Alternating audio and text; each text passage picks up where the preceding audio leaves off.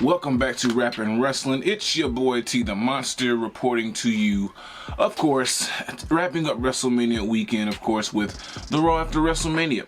And if you're new to the channel, of course, please be sure to like, comment, and subscribe if you haven't. The goal is, of course, to reach 10,000 subscribers by the end of the year. And let's get right into it. I got my notes per usual. Just wrapped up Monday Night Raw. I just burped. Let's start with the first segment. So, first segment, of course, starts with John Cena. He comes out to the crowd with, of course, the best entrance of all time, with literally just John Cena. No lights, just a spotlight on to him coming out to the ring as the 17-time world champion, of course, still in Las Vegas. And Cena cuts an amazing promo. Cuts a great promo, has the crowd into it. The crowd's even saying thank you Cena at one point. They're chanting him, they're booing him, getting all kinds of responses from Cena. And even at one point, John Cena even had the crowd apologize. They even said, "I'm sorry." And so like they were like, "We are sorry." That shit's fucking crazy. Like, that's some power to have from John Cena, of course, just, you know, just being the person that he is, and having the crowd say sorry. So Cena made a good point. He was like, and I like how they set up the dates and everything. He was like, this is the number of dates, 36, and like how it's counting down. Like, if they use that as like going on to be like his gimmick and everything, like that's going to be amazing. Like, it's going to be a different way to look at John Cena and things. And so shout out to John Cena for cutting an amazing promo. He mentioned he was like, he's seen these dates and everything. Sorry, there's like a piece of fur here or something on me. He was like, seeing these dates and everything, he was like, just know that I don't even have to wrestle. And that's like, oh, he doesn't. He's like, these are just dates I have to appear. I don't even have to wrestle. And it's like, damn, low-key, he doesn't. And even the crowd kind of like peeped that too. Like, you see the crowd energy change. You heard him change, you know, you can hear like a big ass gasp in the room when he says this shit. So great promo from Cena, of course. And then, of course, the Viper, Randy Orton, comes out of nowhere after John Cena talking about how he has ruthless aggression. And, of course, Randy Orton comes out of nowhere, RKO to John Cena, and fuck, we cooking. Because I know Backlash is going to be in St. Louis in about 2 weeks, and who else is better from? So who else is from St. Louis? None better than Randy Orton. So, and of course, if you're a fan like I am, you know how deep this feud goes back. This is a nostalgic one. This is the last hoorah for John Cena. He gets his match with Orton one more time. So, you know, it'll be great to see how they put that on with the title on the line. Does Orton win? If Orton wins, if the title's on the line, does he win in St. Louis? Does Cena give the title to Orton, and Orton holds it, and then Cody goes after Orton for the belt? Like, how does that go? Like, how will that work? It'll be interesting to see what they do with that. So, next after that, of course, they did a rematch of WrestleMania yesterday with the women's tag team match. When I first saw this match, I was like, why are they redoing this match? Now, I will say, it was a great match. It was better than the first one for sure. Definitely better than the first one. The crowd is chanting, "We are awesome" throughout the first match, but literally they just flipped the belts again.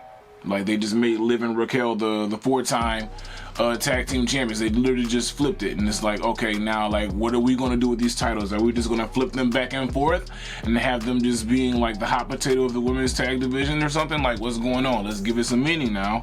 But it was good to see, you know, of course, that's kind of like what I predicted yesterday, is that Becky would go heel, of course, attacking Lyra Valkyria. I think that was the point of setting that up. But it's like, y'all could have did it a different way. Y'all could have like made a storyline out of it, let them be champions, and then, like, you know, have them go heel. But I'm not booking WWE. Excuse me. I'm not booking WWE. So hey. Next segment, of course, was the New Day. So the New Day comes out, of course, and they're basically saying how they're the tag team champions. Kofi has something on his lip. I don't know what it was. My wife thought it was herpes. Either way, Kofi, get that checked out. We don't want you out here being the Sterling K. Brown of WWE. Secondly, I don't know if I like this New Day heel run. I don't know if I really like this heel run with everything that's going on with them. Like, maybe they need to go back to face, but I don't really have much to say about this segment here. Again, it kind of fell flat. Just as, or no, I'm sorry, it didn't fall flat. The reason it didn't fall flat is because, I apologize, Alpha Academy came out, and this, I can't believe I did. I'm sorry, I'm saying I didn't have much to say, because that makes me completely forget about Rusev. Rusev came back and returned and kicked the shit out of everybody in the ring. Rusev came back, so you know what? This segment was to set that up for Rusev, so I apologize. One time for Rusev coming back, and of course, you know, returning to WWE, back where he returns at home. And I believe his wife also just signed another contract with the WWE as well. I think it was a Legends contract, not too sure. But congrats to Rusev, and welcome back to WWE to Rusev.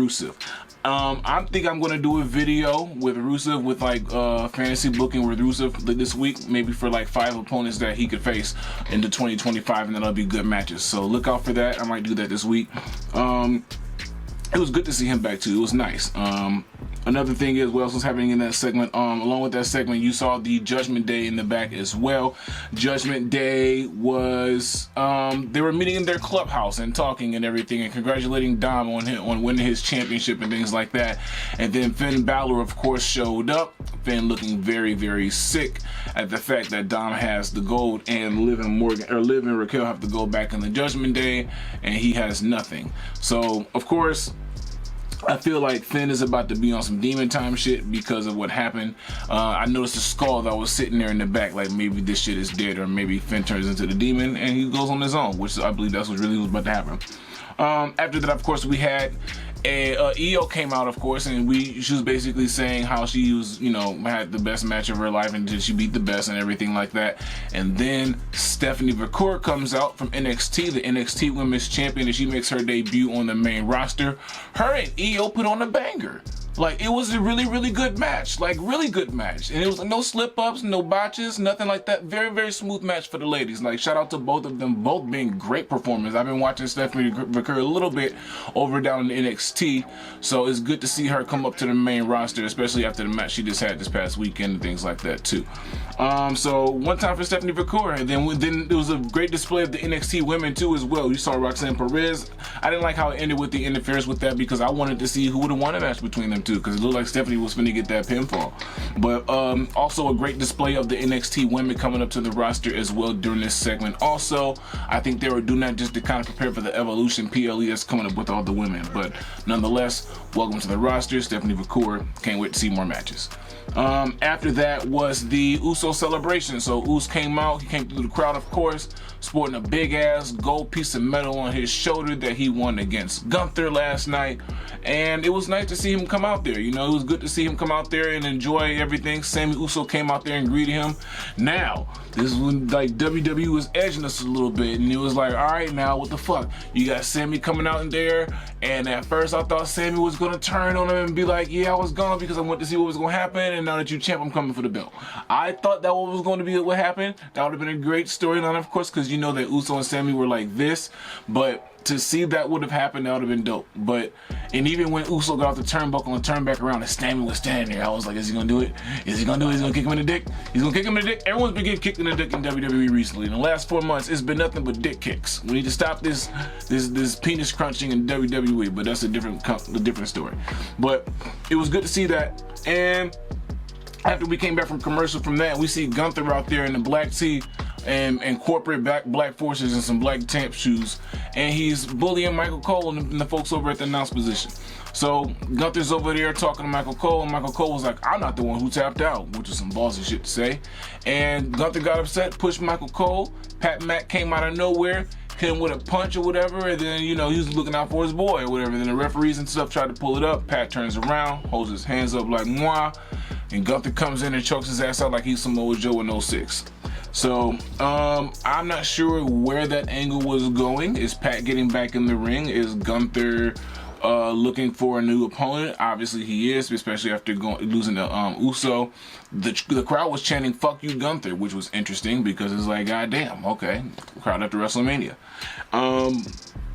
After that was the Dom and Penta match for the Intercontinental Championship. So they put on a solid match too. Two great luchadors, of course.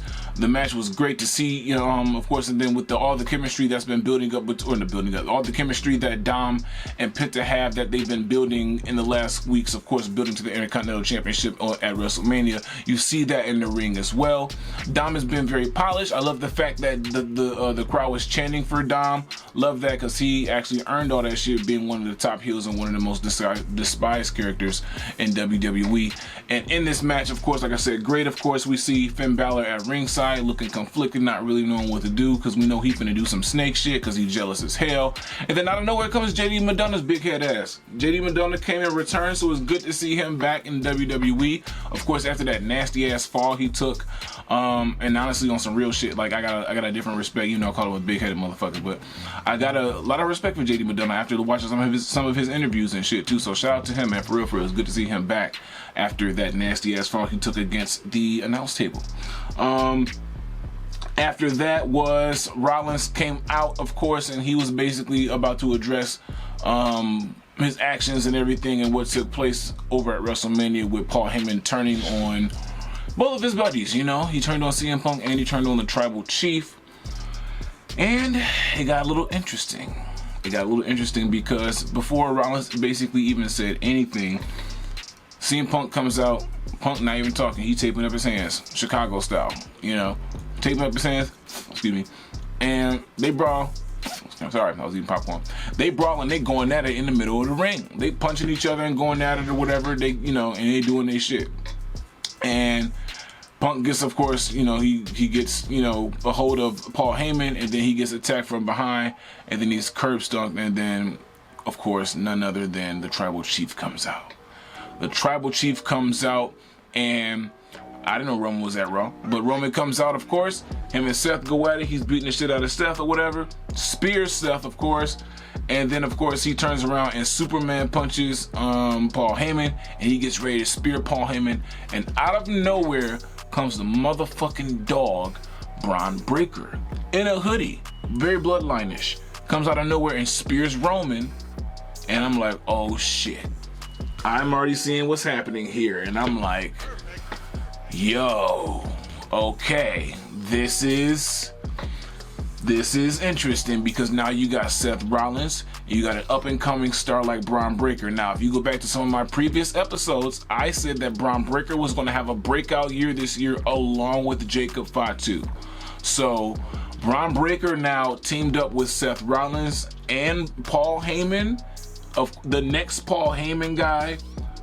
Being Braun Breaker, he already has the charisma, he has the moveset, he has the speed, he has the look, and now he has the Paul Heyman. He's going to be one to watch, as I've been saying. So, it's going to be wild to see now, like, what's going to happen with this storyline, because, like, will it be Paul Heyman, or sorry, will it be CM Punk and Roman Reigns in the tag team against Rollins and Braun Breaker? Because Roman got speared, goddammit, like, what's happening? And then Paul Heyman ends the show by saying this is the new top star in the wrestling industry, Seth Rollins. And so it's gonna be interesting to see, man. This is what is gonna be it's gonna be a new and wild, interesting year in WWE now, since WrestleMania has ended, going into the next season, quote unquote. So if you made it this far, please be sure to like, comment, and subscribe, of course. And of course, we're trying to bring WrestleMania to right here in Detroit by 2030. You know what I'm saying? So be sure to check us out here on Rappin' Wrestling. Follow on all socials. And I'll see you next time. Peace.